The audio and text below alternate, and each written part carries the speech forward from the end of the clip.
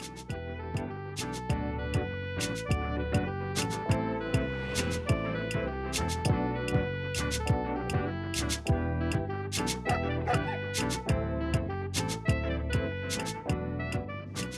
do Pan mistura arte, política, sedução e afeto. E continuando a série de entrevistas com artistas da região norte, e antes da gente revelar o nosso convidado, é importante que a gente explique para vocês o que é o PAN.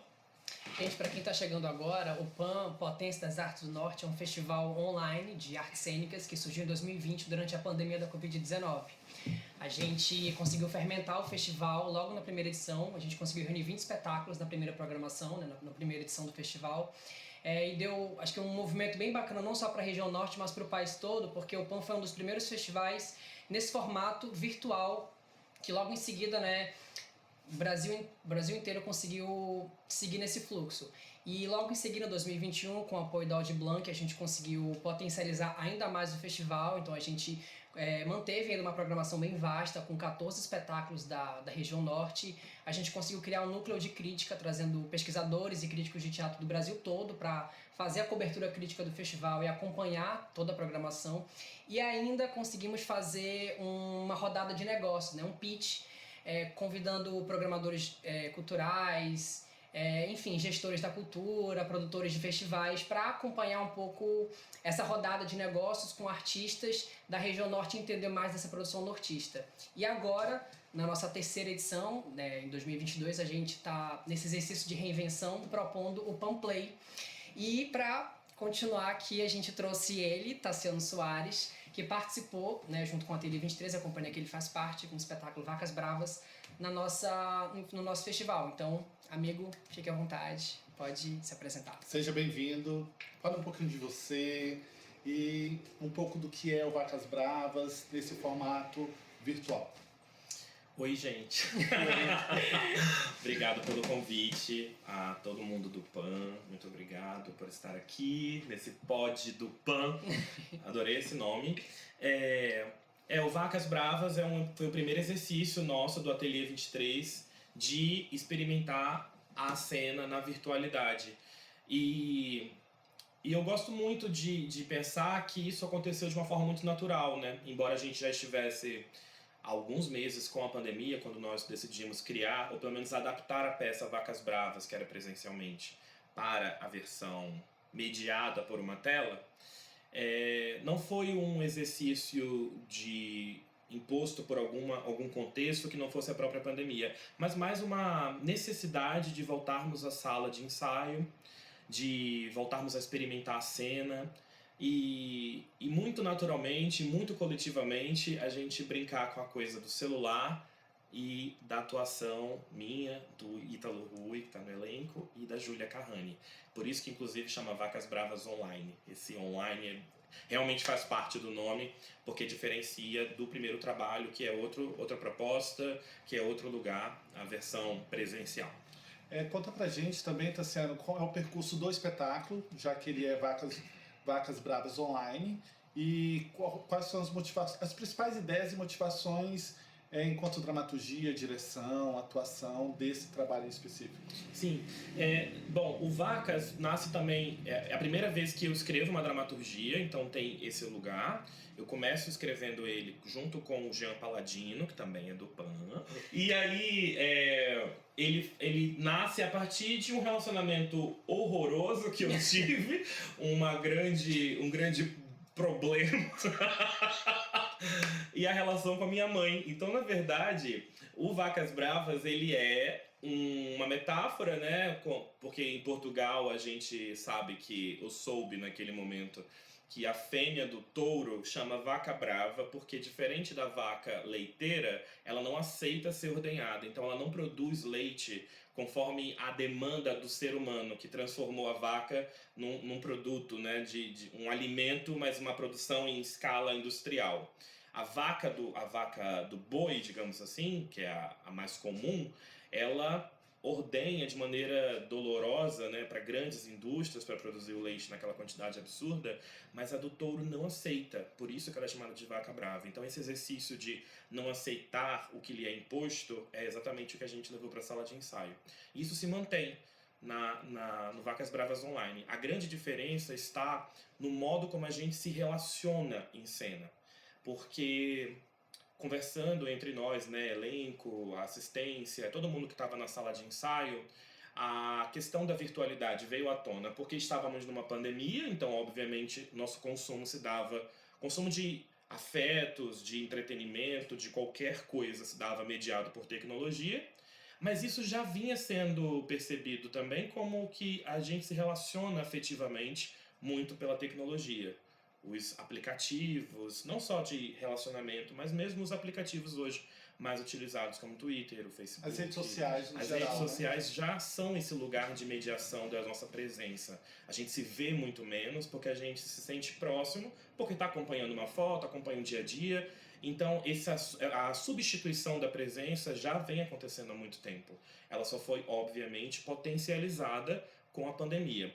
Então, nesse lugar de uma vaca que não aceita o que lhe é imposto, mas que as relações estão num campo já mediado pela tela, é que a gente levou o celular literalmente para dentro da sala de ensaio e começou a experimentar, a substituir o olhar do ator, que é tão fundamental para o teatro, para começarmos a nos olhar através da câmera do outro.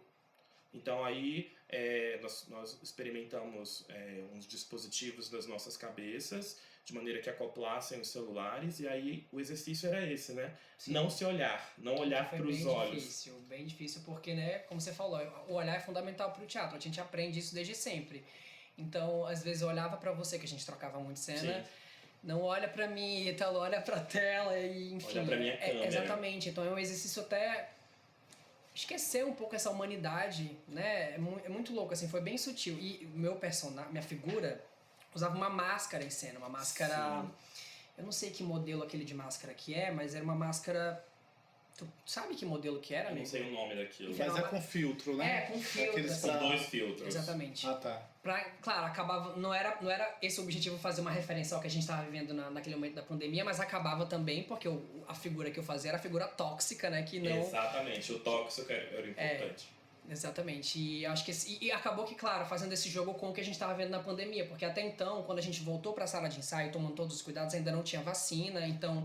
Não tinha nem ideia de vacina. Exatamente, Só tinha assim. os e-mails da Pfizer lá pro Exatamente. Os e-mails da Pfizer já estavam rolando e a gente, enfim, retomou, ainda com muito cuidado, com muito respaldo, esse lugar da sala, né, do presencial e ao mesmo tempo é um presencial que é um virtual, então foi um exercício muito assim de sair do lugar o tempo todo. Explica pra gente esse dispositivo da cabeça, né? Porque ele é artesanal e aí a gente acopla, pelo menos o que eu vi é que fazia um acoplamento do celular nesse dispositivo. E aí as pessoas, enfim, né, aquilo virava o olho Isso. para a pessoa que você estava contracenando. Vocês chegarem à construção desse dispositivo foi durante o processo ou isso foi gerado por essa necessidade de virtualizar todo o espetáculo? Inicialmente, eu nessas conversas com o elenco e com toda a equipe, eu queria já experimentar o celular em cena. Isso era um fato. Como ele estaria, não sei. Então, mesmo na mão, assim, talvez tenha algum momento acontecido de ficar mostrando e tal. E aí, a mão segurando o celular já atrapalha a ação, porque aí você já tem uma ação pré-estabelecida de ficar sempre segurando. Não, estou precisando da mão livre. E aí pedir para os meninos que estavam na assistência para experimentar, para a gente experimentar capacetes de escavadores, onde dá para colocar aquele lanterna, enfim, para substituir. A gente tinha um outro modelo, então eles compraram, na verdade, modelos que já existem, e aí nós experimentamos, não funcionava, porque cai, porque não sei o quê, porque a altura não é interessante, então mais ajustes técnicos mesmo. Mas de cara, quando a gente começou a experimentar, eu vi que poderia ser por ali. Só fizemos realmente adaptar para o modelo ideal, que é aquele que daria conta de não machucar, de ficar numa altura razoável, e o principal, que era produzir a seguinte imagem.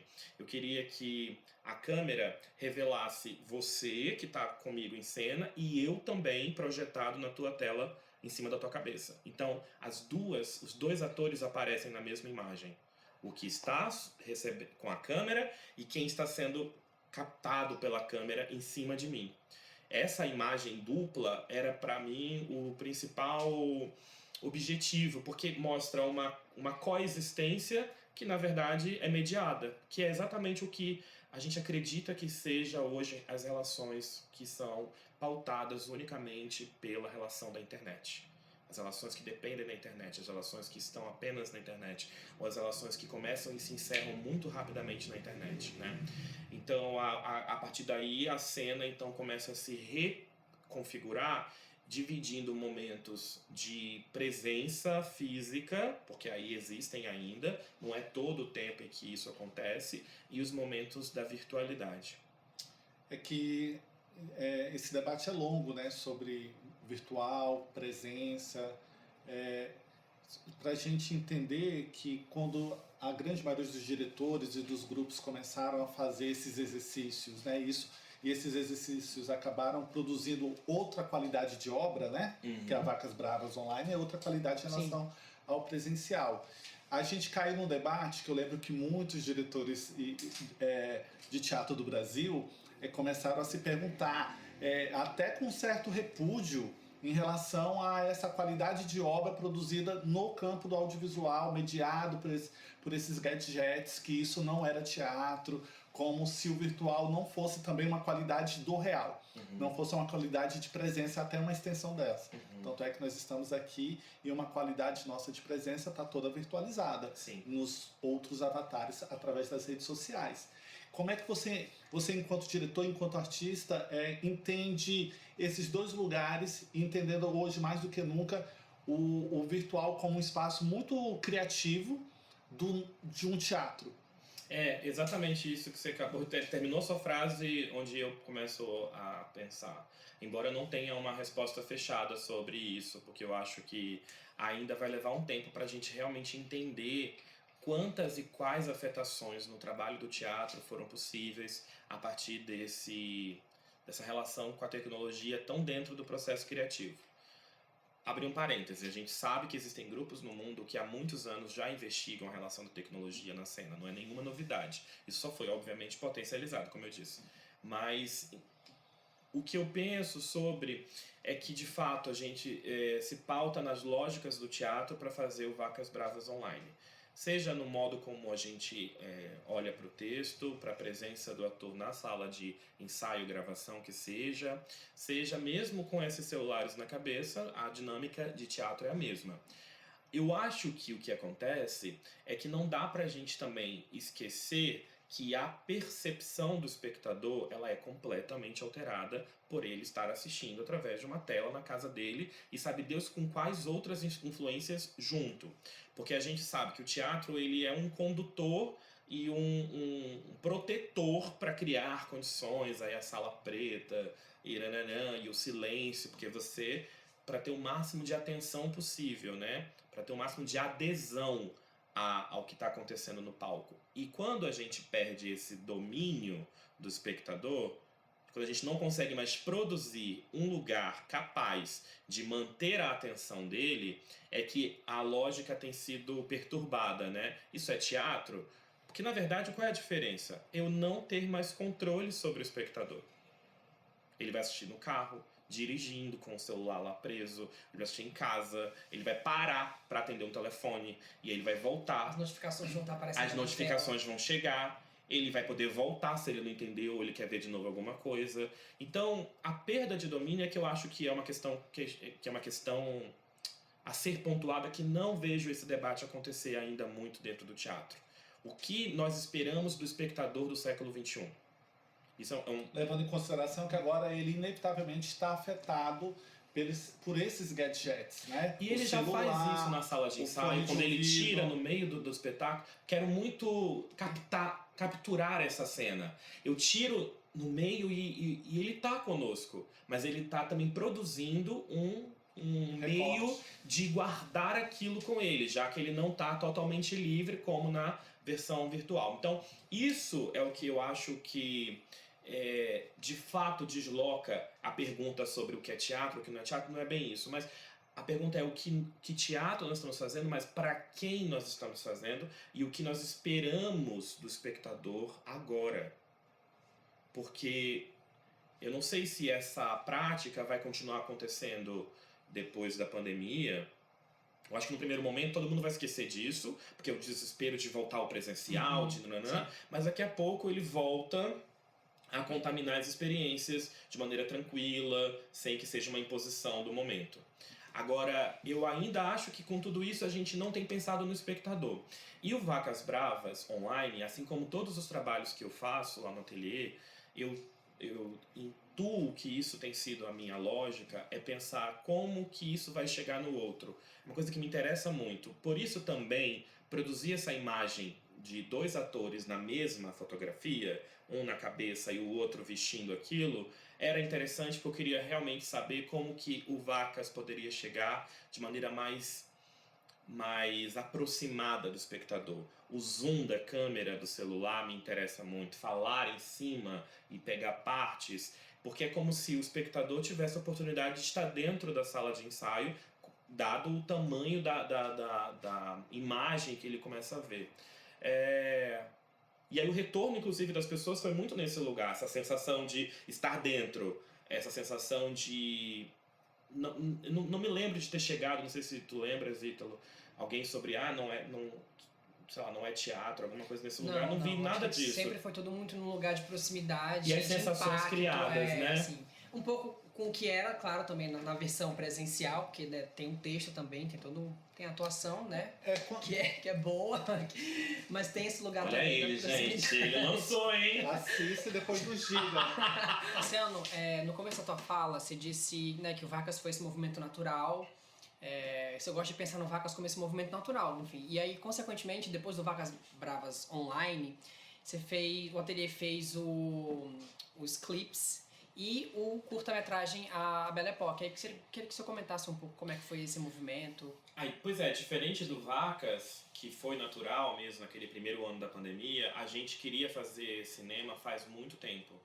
Então a gente aproveitou que entendemos que estávamos no segundo ano da pandemia e que a gente não ia sair naquele momento, né, dessas circunstâncias. A vacinação tinha começado, e a gente, enfim, investiu. Então o projeto A Belle Époque, que era inicialmente um projeto de dança, ele se transformou no projeto audiovisual, mantendo a linguagem da dança em 2 produtos, o videoclipe Glória, de uma música do Eric, e um videodança azul, e ganhou um plus, que foi o curta-metragem que leva o nome do projeto, A Belle Époque, que também era uma coisa que a gente queria falar há muito tempo, né, sobre homofobia, e a gente já desejava trazer o Belinho pra tela há muito tempo. E aí é isso, a gente fez. E foi... Fala um pouco da repercussão do Glória nas redes sociais. Foi muito amável. Muito amável. É impressionante. A igreja acolheu, sabe? A igreja abraçou e... Oh, glorious. Só que não.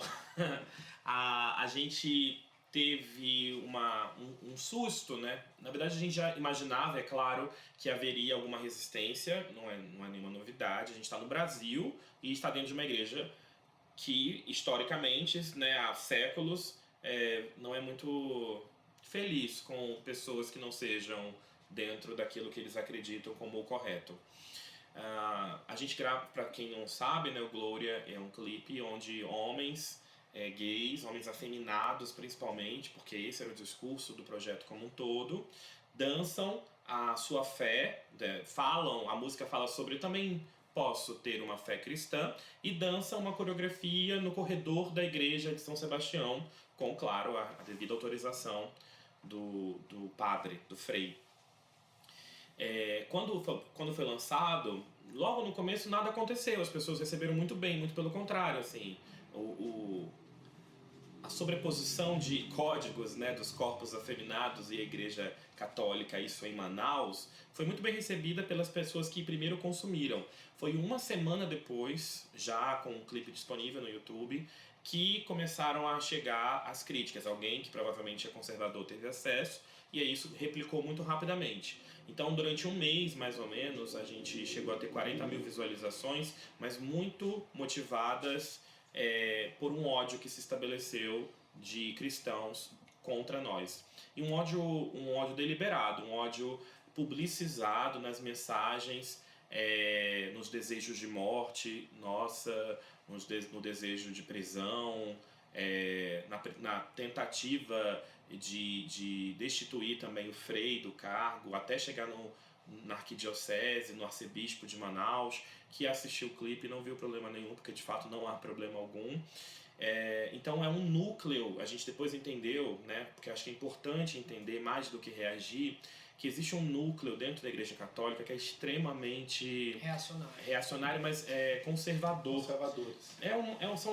São herdeiros daqueles que queimaram nossas mulheres e nossos corpos há alguns séculos atrás. E são os mesmos que desejavam, então, a continuidade disso, né? A volta da Inquisição, nesse lugar de desejar mesmo a nossa morte. Foi esse o nosso susto. Não a reação das pessoas, porque de fato questionava a presença de corpos afeminados dentro da igreja, que é um lugar que é de direito, mas isso não é falado abertamente, não escancarado como Glória pretendeu. Mas o que nos surpreendeu foi justamente o não medo nessas pessoas que se expuseram com seus perfis pessoais nesses desejos de morte, que estão todos documentados por nós, porque isso naturalmente nos afetou artisticamente, que eu acho que é o lugar onde a gente consegue responder para a sociedade, e que isso vai gerar um trabalho em resposta. A gente vai montar um trabalho com tudo que nós recebemos do Glória sobre esse lugar hipócrita, né, de uma igreja que se diz acolhedora, mas que na verdade ela é a mesma inquisidora da época, de alguns séculos, como nós sabemos. O Glória foi nesse lugar. O Azul, ele é bem tranquilo, porque mesmo ele tem a presença de uma criança, depois questiona esse corpo afeminado também, não chegou nesse lugar porque tá dentro de uma casa, tá dentro de um lugar onde você pode fazer as suas sujeiras, né? Não venha ocupar o nosso território. E a Belle Époque é o outro, né? O curta-metragem é um outro lugar. Foi, na verdade, o nosso primeiro passo no cinema. A gente já gravou um segundo curta chamado Ensaio de Despedida, que em breve estreia. E a Belle Époque traz a história do Belinho, que é a história de várias pessoas que nós conhecemos. São histórias nossas também, todas compiladas. O roteiro é meu e do Eric Lima, que também é o diretor do filme. A Belle Époque teve uma aceitação muito, muito bonita, assim, com todas as questões técnicas que ainda temos, obviamente, a melhorar e crescer, como um primeiro produto, mas o argumento e a presença das personagens e o ambiente em que ele consegue desenhar em 20 minutos chegou mais, inclusive, do que a gente imaginava. Eu realmente acho que foi um momento muito feliz mesmo nosso de ter um protagonista afeminado, né, como a Belle Époque, gordo, periférico, mas que também pode brincar com humor, pode brincar mesmo que tenha uma fatalidade tão comum nas nossas histórias de homens gays brasileiros. E fala um pouco sobre o Ateliê 23, esse espaço, né? Um teatro alternativo, que também é sede da companhia. Há quanto tempo ele existe? Quantos projetos? A grande maioria desses projetos, que o Vacas nasceu lá dentro, né? Uhum. Depois se faz uma pequena circulação pela cidade. Qual é a representação que esse espaço tem dentro da cidade de Manaus? O Ateliê 23, ele... acredito que contribuiu, assim, agora a gente tem outros espaços e que bom, né? Mas ele contribuiu porque no início, quando nós recebemos, porque foi meio que um lugar assim de oferta, né, de ocupar aquela casa que estava abandonada, a gente tinha muito poucos espaços independentes. E é uma característica do teatro para o desenvolvimento, né, ter espaço para acontecer de forma regular. Sem isso, não é que não seja possível, claro que é, mas é muito mais difícil, porque a não continuidade também é uma questão, né? Uma questão que a gente lida no Brasil, lida aqui, lida no Norte, lida em Manaus. Como que a gente tem onde escoar nosso trabalho? Como é que a gente consegue construir uma relação com o espectador, que a gente estava falando em outro momento, se a nossa sazonalidade acaba sendo um dificultador, né? Quando uma cidade como a nossa tem muito poucas opções dentro dessas linguagens de consumo, ter um espaço se torna um alento, eu percebo. Então, desde o início, o ateliê ele já iniciou com a política de ter temporada todas as semanas, sextas e sábados, de fevereiro a dezembro. Desde 2015 a gente pratica isso. Já chegamos a ter 3 vezes por semana, mas ficamos em 2 vezes na semana. E só paramos, é claro, na pandemia. Com isso, a gente já produziu 17 espetáculos, porque também tem uma lógica de estar em processo continuadamente. É uma coisa que eu identifiquei muito, o fato de estarmos lá há 7 anos. A gente está sempre em processo, mesmo que às vezes não necessariamente signifique ir para a cena, ou não signifique construir um novo trabalho. Mas se parar para analisar a linha dos trabalhos do ateliê, a gente consegue identificar que nós estamos em processo, nós estamos continuando nós continuamos em investigação. Sim, acho que todos os trabalhos nasceram desse espaço, com exceção dos 3 primeiros. Porque quando o grupo ainda não tinha espaço, fizemos uma trilogia Arrabal, o arquiteto e o imperador da Síria, Fã do Elis e Oração. E Surlavi, que foi no espaço do Ricardo Risoenho, o Espaço das Cias, que inaugurou o Espaço das Cias, na verdade. Inaugurou o Espaço que agora é o das Teatro Cias. Buia, né? Que agora é o Teatro Buia. Teatro Buia. Que eu acho que esse dá um gancho para a gente trocar um pouquinho de assunto, que tem a ver com a quantidade de espaços alternativos que foram criados de forma independente, autônoma, por grupos, artistas, etc. E, ao mesmo tempo, o percurso que o Estado fez em não construir novos equipamentos culturais e de fato, começar a perder os espaços que existiam. Então, uma reflexão, né, que eu sinto na cidade de Manaus, e acredito que isso na boa parte do Brasil, levando em consideração cidades que não têm teatro, né, que são os artistas que estão sempre responsáveis aqui em Manaus em criar espaços de fruição das suas obras, né? Porque o Estado está completamente omisso. E mesmo que eles batam, né, aí afirmando que estamos revitalizando, estamos reformando, mas vocês deveriam construir em 20 anos de uma política, entre aspas, cultural, deveria ter muito mais teatros numa cidade com 2,5 milhões de habitantes, como a cidade de Manaus, que não tem um teatro na periferia, tem auditórios, que eles dizem que são teatros, e não tem um teatro sequer nos 61 municípios do Amazonas. Como é que tu reflete isso, já que você, em algum momento, né, do teu percurso enquanto artista e gestor cultural, esteve à frente da Secretaria Executiva, né, do Estado? Eu acho que a gente, aqui em Manaus, no Amazonas, né, a gente é o resultado, a gente tem uma herança maldita, iniciada na Belle Époque, que é o quê? Quando a gente se tornou uma das cidades mais ricas do país, e quase viramos a capital do Brasil por isso, né, em consequência da borracha, Sim. Houve um investimento numa europeização da cidade, por isso Belle Époque. E o Teatro Amazonas nasce desse lugar.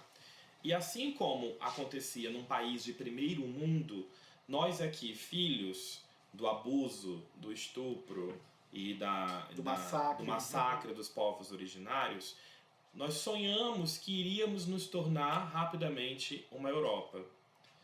E com isso, o modelo europeu foi trazido para cá, onde quem tinha dinheiro é quem tinha acesso aos bens culturais. Ponto. Resumidamente, foi isso. Passa-se 100 anos e a gente está no mesmo lugar, com raras exceções. Embora a gente ache que o consumo e o acesso se tornou muito mais... alcançou muito mais pessoas, é mentira. Porque a maior parte da população que tem menos condições financeiras continua acessando os mesmos produtos que são dados à massa para consumir. A mesma população que ainda não tem condições financeiras não tem acesso a consumir o que quer que ela queira, porque ela nem sabe que existe. Então, o que eu quero dizer com isso? Que nós passamos uma gestão de 20 anos na Secretaria de Cultura. Nós não, né? Nós tivemos alguém numa gestão de 20 anos na Secretaria. E essa gestão, ela foi muito desenhada para sustentar o modelo da Belle Époque. Se ela foi feita para sustentar, não foi sem querer, não foi uma falta de atenção, não ter equipamentos culturais que dessem de fato condições de acesso da população. É uma sustentação de que a nossa aristocracia é ela quem vai ter direito de consumir a cultura que ela desejar. aos outros que fique o resto ou que a televisão determinar. Eu acho muito ruim para uma cidade, para qualquer cidade do país, a população não vê o teatro quando ela passa a pé, de ônibus, de carro. Não existe um teatro público que ela pode apontar e você... Aqui a gente tem o Teatro Amazonas, mas a gente só tem o Teatro Amazonas. A gente não tem outros teatros, não tem outros centros culturais que cumprem essa função de você criar uma espécie de afeto Sim. com esse espaço. Então, à medida que a gente não tem espaço, isso diz muito sobre a cidade e retira da cidade, né, a possibilidade de construir cidadãos mais sensíveis, né? Bom, então a gente já falou que eles não foram por acaso a falta de equipamentos, e sim um exercício de sustentar aquele modelo da Belle Époque.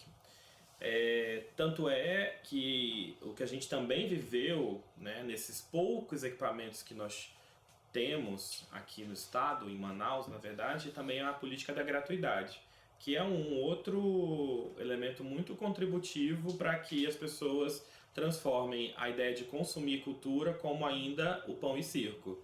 Quer dizer, é um favor, o governo tá bancando, então se vira e não sei o quê, e não se pensa na ideia de mercado, na ideia de profissionalização, de renda, né, para esses... Cultura, né? Não, mas economia, essa palavra nem existia até muito pouco tempo dentro da Secretaria de Estado, por exemplo, né? Não só realmente a palavra economia, a gente também tem mais um agravante, que é o Estado do Amazonas virou as costas para as políticas culturais nacionais por muitos anos. A gente perdeu a leva de quando o Lula, por exemplo, assume e coloca o Gilberto Gil no Ministério da Cultura. Há uma revolução no Ministério da Cultura, porque o Gil traz conceitos que não se falavam no Brasil e transforma-os em prática, em políticas. E o trabalho do federal é justamente dialogar e apresentar um modelo para os estados e municípios. Aqui se virou as costas. Em nenhum momento se falava. Eu entendi isso quando eu saí para fazer mestrado em Cultura e Sociedade lá na Federal da Bahia. E eu não fui exatamente pensando no vínculo com o Gilberto Gil, é só porque o programa de cultura era um programa muito interessante, e aí depois eu vou entender por que era muito interessante. Porque, de fato, a Bahia foi muito beneficiada com as políticas culturais, porque ela entendeu que precisava estar junto, e ela cresceu muito. Então isso fomentou cenário, formação, difusão. Quando eu chego na Bahia, em 2012, começo a estudar as políticas culturais, e olho para de onde eu vim, e eu tinha acabado, 5 anos da Cacos, feito festivais e ganhado muitos editais e circulação, ou seja, muito ativo na produção cultural. Aí eu chego na Bahia e percebo que isso nunca foi nem mencionado aqui. A construção, inclusive, das políticas, a ideia de plano de cultura, de conselho de cultura, isso não aparecia em nenhum lugar. Sim. E eu era uma pessoa bastante ativa, então assim, não é que eu não tinha percebido, é que simplesmente não havia. Aí isso dispara o meu senso crítico, que já intuía que o que estava acontecendo aqui não era interessante, não ajudava a manutenção profissional do trabalho que a gente estava fazendo naquela época, enquanto Companhia Cacos, enquanto H Produções. Viver de edital, muito mais de fora do que de dentro, porque não se podia contar com uma política institucionalizada de fomento, de editais ou de qualquer outra forma. Então a gente vivia uma loucura, assim, como se a gente estivesse em outro século. E na verdade a gente estava. E aí as peças começam a se encaixar na minha cabeça. A gente está vivendo outro século.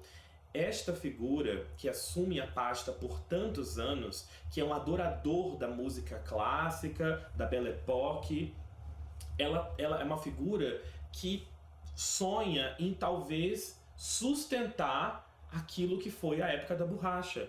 Mas a época da borracha foi o início da separação, da acepção das pessoas que em Manaus estavam ou que em Manaus chegavam para trabalhar no Seringal e que eram diretas transformadas em massa, sem acesso à diversidade e à produção de bens culturais. E aí isso é afastado literalmente, porque as pessoas vão morar mais distante do centro possível, para sustentar no centro uma vida parisiense nunca efetivamente realizada. Então a gente é uma desgraça, porque a gente não é aquilo, a gente é filho de um abuso daquilo e a gente ainda busca adorar aquilo.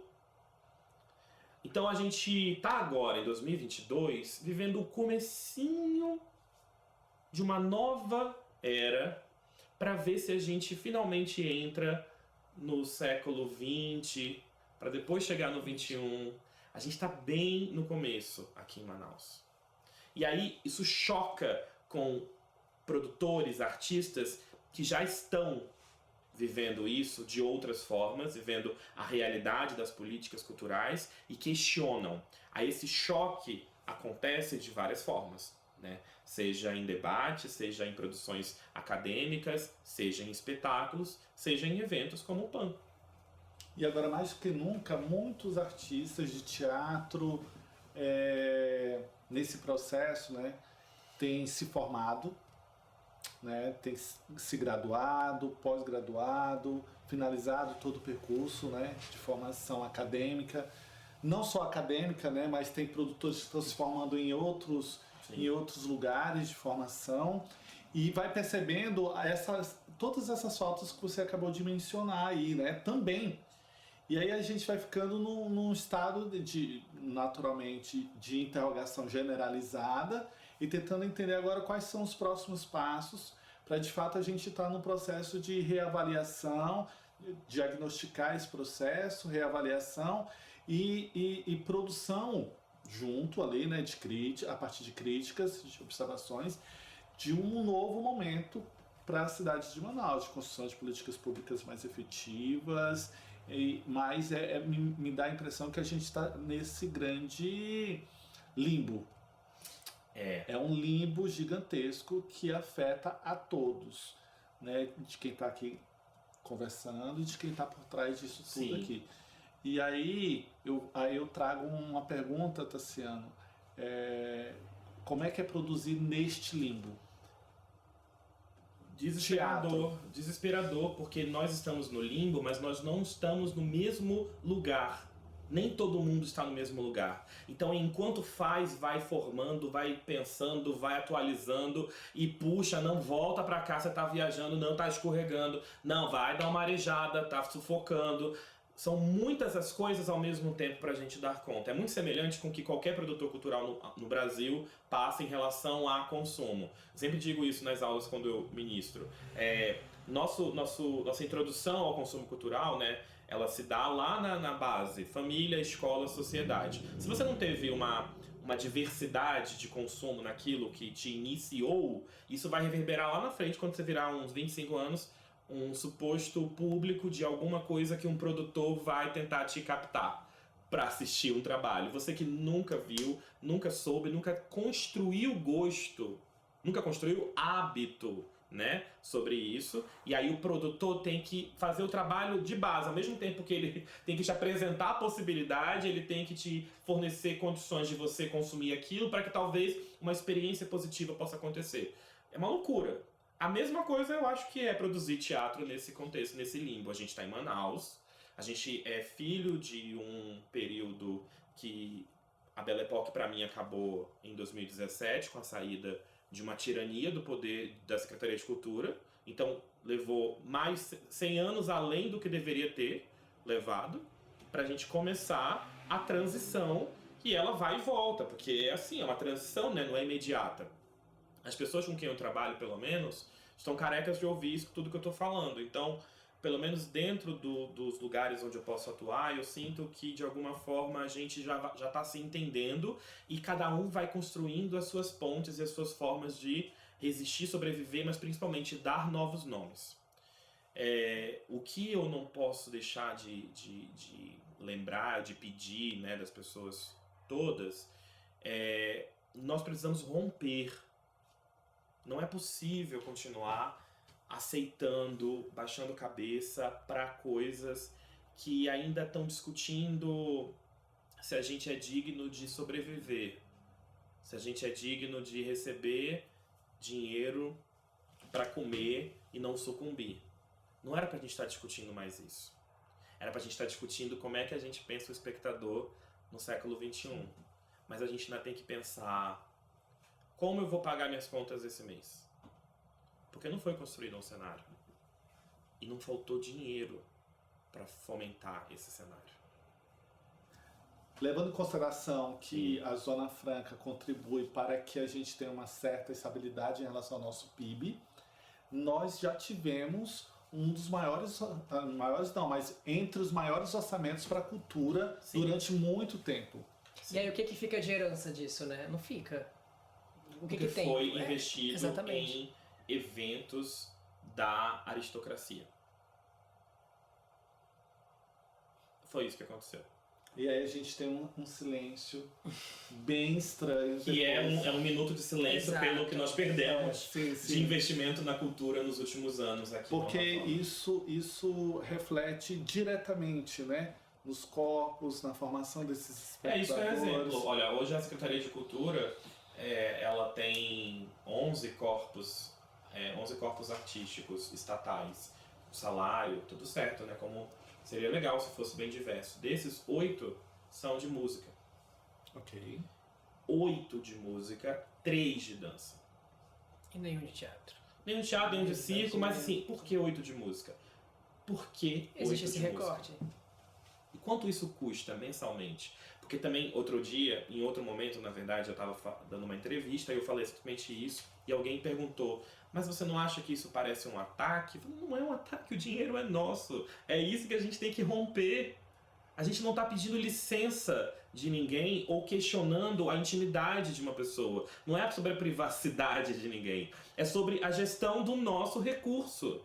Quanto que isso impacta mensalmente para o estado do Amazonas? Isso é divulgado para alguém? No portal da transparência dá para ver? Não dá para ver.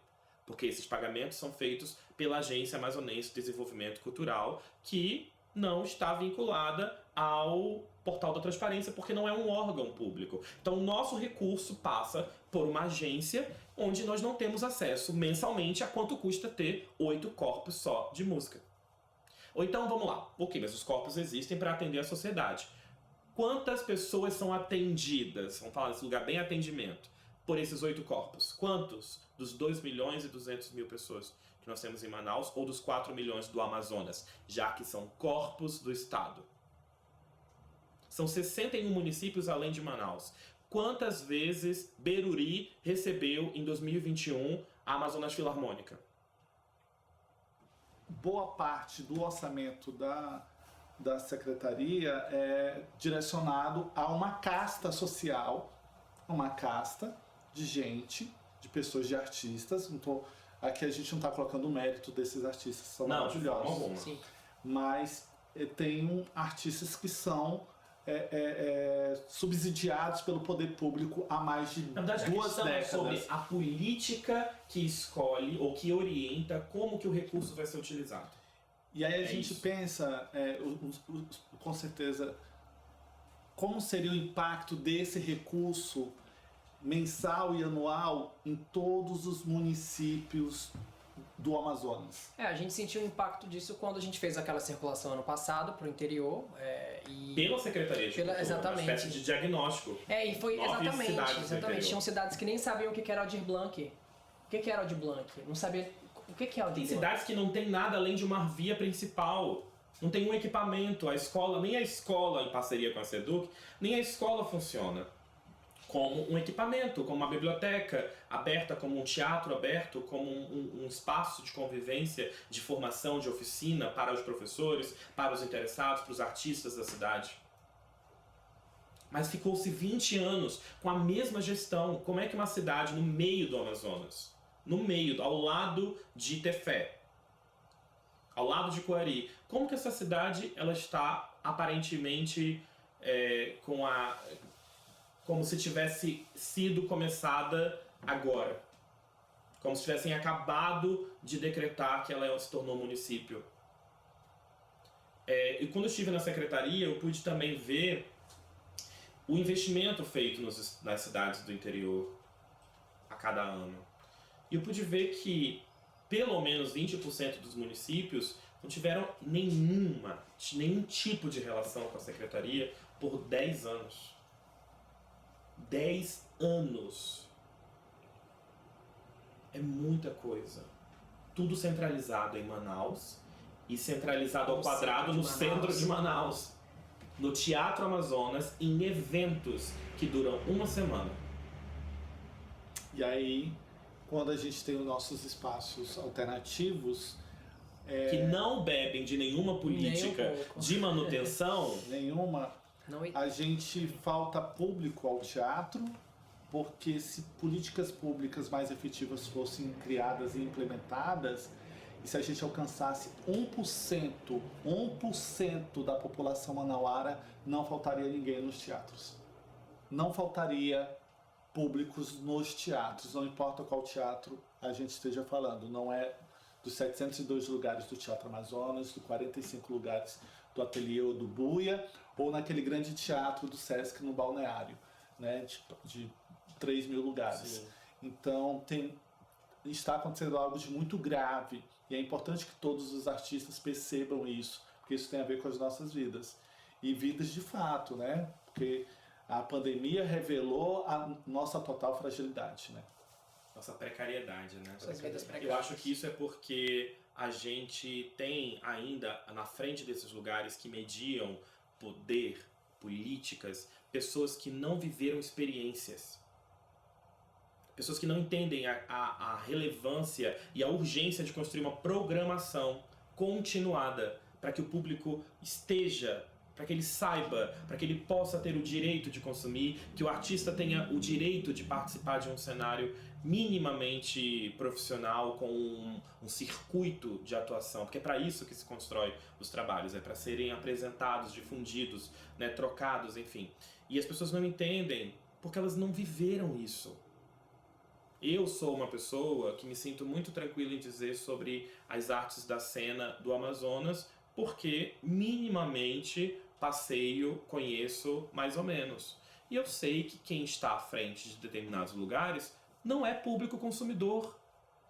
Não entende o que é ter uma programação. Não é um capricho. Isso é uma urgência. As pessoas precisam comer e a gente tem comida. A gente precisa se encontrar. As pessoas estão comendo qualquer coisa que eles dão e a nossa comida vai apodrecendo, porque a gente não tem para quem dar a comida. Então, também termos pessoas no poder que são não iniciados, que viveram experiências muito rasas de consumo e cultura, também forma péssimos gestores. Esse silêncio, né? Sempre assim, amiga. Sempre um minuto de silêncio pela política. Não, é bom te ouvir, assim, porque... É porque dá a impressão que tem um cadáver aqui, um cadáver, e aí a gente fala sobre ele, né? Sim. Tipo, estamos assim. velando ele. Não, como eu tava dizendo, era muito bom te ouvir, assim, porque é bom, mas também meio, ao mesmo tempo é triste, né? Porque... Desculpa. Tudo bem, faz parte. É bom que as pessoas possam, né? Que isso aqui possa chegar em, enfim, muitas pessoas. Se tu quiser fazer um arremate pra gente já encerrar e, enfim, te agradecer muito por estar conosco no PAN, pelo convite e, enfim, por você ser o Tassiano e estar aqui com a gente em Manaus. Na verdade, eu acho que para encerrar, é legal falar que o PAN é um exemplo desse movimento necessário de novas existências, oxigenações e continuidade. A palavra continuidade ela é realmente uma urgência nesse estado, né? Então, desde que vocês iniciaram o projeto, né, eu pude ver e estar, torço muito para que não só continue, mas cresça, que possa alcançar mais braços e mais pessoas, que a gente possa falar com os nossos artistas, mas também possa falar com o público, possa falar com potenciais consumidores, porque eles são multiplicadores, é eles que vão fazer a nossa rede de fato existir. Eu vivo essa experiência no ateliê. Bater na tecla de toda semana ter apresentação há 7 anos tem um resultado. Tem um retorno. A gente constrói um diálogo. Existe um grupo de pessoas que começa a perceber você, mesmo contra tudo e todos. Ela te encontra e ela estabelece um pacto com você. Então eu desejo a mesma coisa para o PAN, mas também para todas as atividades, todos os trabalhos que vocês desenvolverem, toda a equipe, porque é isso que vai nos fazer continuar. Se a gente perde a conexão, a gente realmente murcha e morre, porque não adianta. Não Sim. adianta, vai fazer só pra gente, a gente vai fazer pra... Tassiano, deixa as redes sociais do ateliê, as suas. Quem quiser Ah, contratar. não vão me pode xingar, será? É possível também e faz parte do jogo da vida. Tá bom, eu bloqueio. Bom, o Ateliê 23 tem o Instagram, Ateliê 23, tudo juntinho, não é em português, então não tem R no final. E também tem o Facebook, ainda tem gente que usa o Facebook. Eu uso. Ateliê 23. Eu E o bombo meu? mais no Facebook do que no É Instagram. mesmo, Max? Mas será que é a idade? É a idade. Deve ser, né? É um perfil de público. É um perfil de público. Muitíssimo obrigado, Tassiano, pela entrevista aqui no Pod do Pan, juntamente aqui com o meu amigo Obrigado. Ítalo Rui, e a gente volta no próximo episódio aí com mais um entrevistado da região. Até mais.